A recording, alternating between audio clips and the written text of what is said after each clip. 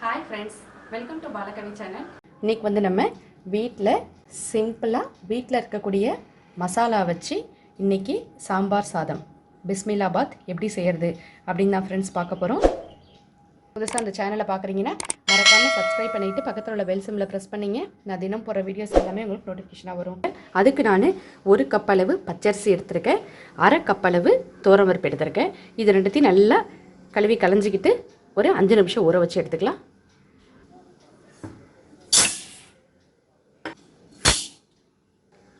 கொஞ்ச நேரம் ஊறட்டும். நம்ம அதுக்குள்ள எல்லா காய்கறிகள் பொருட்களெல்லாம் எடுத்து வச்சிடலாம்.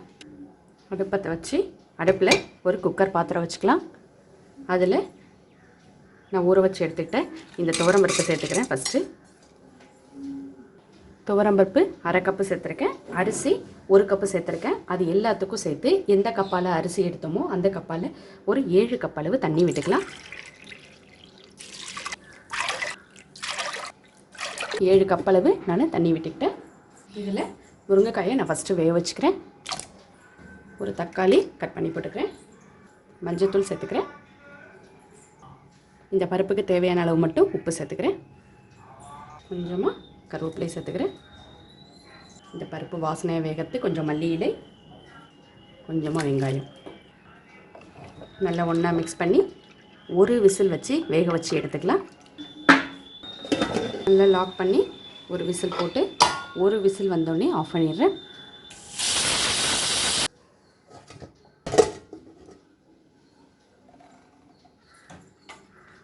இப்போ நமக்கு பருப்பு, காய்கறி, முருங்கைக்காயும் நல்லா வெந்து வந்துருச்சு. இப்போ இதில் ஊற வச்சு வச்சுருக்கோம் இல்லையா, அந்த அரிசியை நான் இதோட சேர்க்க போகிறேன்.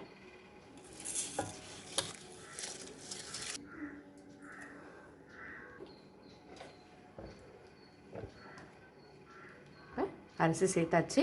இதை 2 விசில் வச்சு வேக விட்டு எடுத்துக்கலாம். 2 விசில் வந்தோடனே நான் ஆஃப் பண்ணிடுறேன். அவ்வளோதான், 2 விசில் வந்துருச்சு. ஆஃப் பண்ணிடலாம். ஒரு பேனில் எண்ணெய் விட்டுக்கலாம். கடுகு சேர்த்துக்கலாம். இது ஜீரகம் சேர்த்துக்கலாம். 1 டீஸ்பூன் வெந்தயம் சேர்த்துக்கிறேன். காய்ந்த மிளகாய் 3லேருந்து 4 சேர்த்துக்கிறேன். இன்றைக்கி நான் மிளகாய் நல்லா சிவந்தா நல்லா வாசமாக இருக்கும்.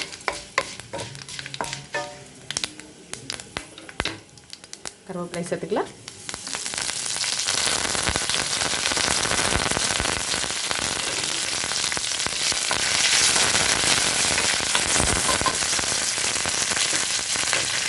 ஒரு வெங்காயம் பொடிசாக கட் பண்ணி எடுத்துக்கிட்டேன். சின்ன வெங்காயம் ரொம்ப சுவையாக இருக்கும். ஆனால் எனக்கு லாக்டவுன் பீரியடில் சின்ன வெங்காயம் கிடைக்கல. பெரிய வெங்காயம் தான் யூஸ் பண்ணியிருக்கேன். உங்களுக்கு சின்ன வெங்காயம் இருந்தால் நீங்கள் யூஸ் பண்ணுங்க, அதிகமான சுவையை கொடுக்கும். இன்றைக்கி நான் கேரட், மாங்காய், பீன்ஸ், உருளைக்கிழங்கு, வாழைக்காய், முருங்கைக்காய் ஏற்கனவே பருப்போடு வேக வச்சுக்கிட்டேன். இந்த காய் எல்லாத்தையும் இதோட நான் சேர்த்துக்கிறேன். நான் மாங்காய் சேர்த்துக்கிறதுனால புளிப்பு சுவை கொடுக்குன்றதுக்காக தான் நான் இதில் தக்காளி சேர்க்கலை. நீங்கள் மாங்காய் சேர்க்கலைன்னா இதில் இன்னொரு தக்காளி சேர்த்துக்கலாம்.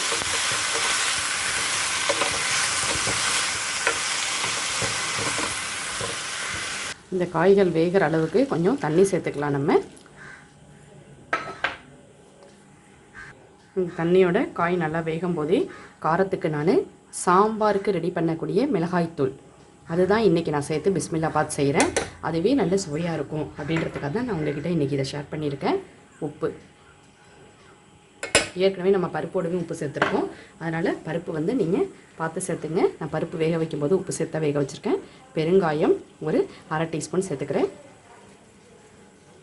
இப்போ இது எல்லாத்தையும் நல்லா மிக்ஸ் பண்ணி விட்டு இந்த தண்ணிகளோட நம்ம வேக வச்சு இந்த காயை நான் இன்றைக்கி எடுத்துக்க போகிறேன்.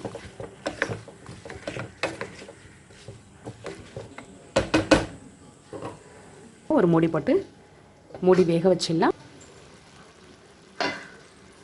நமக்கு நல்லா காய் வெந்து வாசமாக இருக்குது.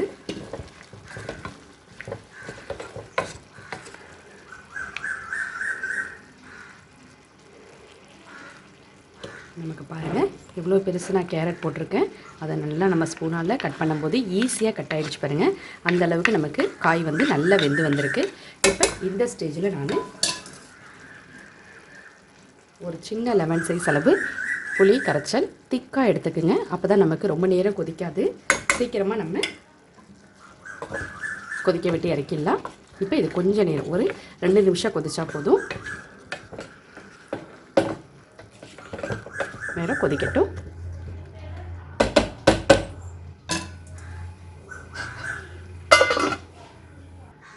இப்போ நமக்கு புளி ஊற்றுனதுக்கப்புறம் கொதி நல்லா வந்துருச்சு. இப்போ நம்ம இந்த அடுப்பை ஆஃப் பண்ணிடலாம். இப்போ நம்ம வேக வச்சுருக்கிற சாதத்தை பார்க்கலாம் வாங்க. நல்லா சூப்பராக வெந்து வந்திருக்கு பாருங்கள் நமக்கு பருப்பு எல்லாமே. இப்போ நம்ம ரெடி பண்ணி வச்சுருக்கிற இந்த மசாலாவை இதில் சேர்த்துக்கலாம். எப்போ மசாலா நீங்கள் சேர்க்கும் போதும் கொஞ்சம் சேர்த்து கொஞ்சம் வச்சுக்கிட்டு நல்லா மிக்ஸ் பண்ணி விட்டுட்டு அதுக்கப்புறம் நீங்கள் மிச்சத்தை சேர்த்துக்கலாம். உங்களுக்கு இந்த மசாலாவில் வந்து நமக்கு உப்பும் காரமும் சாதத்தை விட கொஞ்சம் ஜாஸ்தியாக இருந்தால் தான் உங்களுக்கு சாதத்தோடு போடும்போது கரெக்டாக இருக்கும்.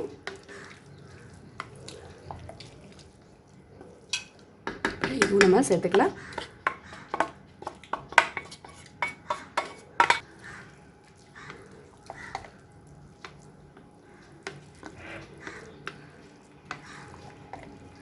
இந்த அளவுக்கு நமக்கு கொஞ்சம் லூஸ் இருந்தால் தான் நம்ம சாப்பிட்றதுக்குள்ளே கொஞ்சம் ஓரளவுக்கு கெட்டித்தன்மை வரும், சாப்பிட்றதுக்கும் கரெக்டாக இருக்கும். இப்போ நம்ம இதில் கொஞ்சம் தாளித்து விட்டுக்கலாம்.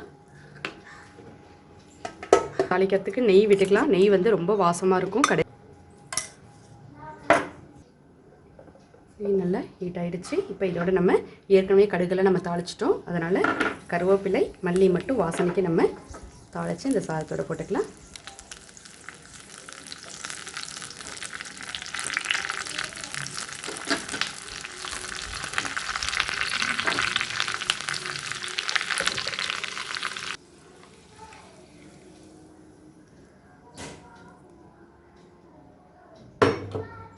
அவ்வளவுதான். இப்போ சூப்பராக சுவையான சாம்பார் சாதம் நமக்கு ரெடி ஆகிடுச்சு. சிம்பிளாக நம்ம டெய்லி யூஸ் பண்ணக்கூடிய சாம்பார் மசாலா தூளை வச்சு நம்ம பிஸ்மில்லா பாத் இன்றைக்கி சுவையாக ரெடி பண்ணிட்டோம். நீங்களும் செஞ்சு ட்ரை பண்ணி பாருங்கள் ஃப்ரெண்ட்ஸ். ட்ரை பண்ணி பார்த்துட்டு உங்களோட கமெண்ட்ஸ் ஃபீட்பேக்ஸை எங்கிட்ட ஷேர் பண்ணிங்க. புதுசாக இந்த சேனலை பார்க்குறீங்கன்னா மறக்காமல் சப்ஸ்கிரைப் பண்ணிக்கிட்டு பக்கத்தில் உள்ள பெல் சிம்மில் ப்ரெஸ் பண்ணிங்க. நான் தினம் போகிற வீடியோஸ் எல்லாமே உங்களுக்கு நோட்டிஃபிகேஷனாக வரும் ஃப்ரெண்ட்ஸ். தேங்க்யூ ஃபார் வாட்சிங்.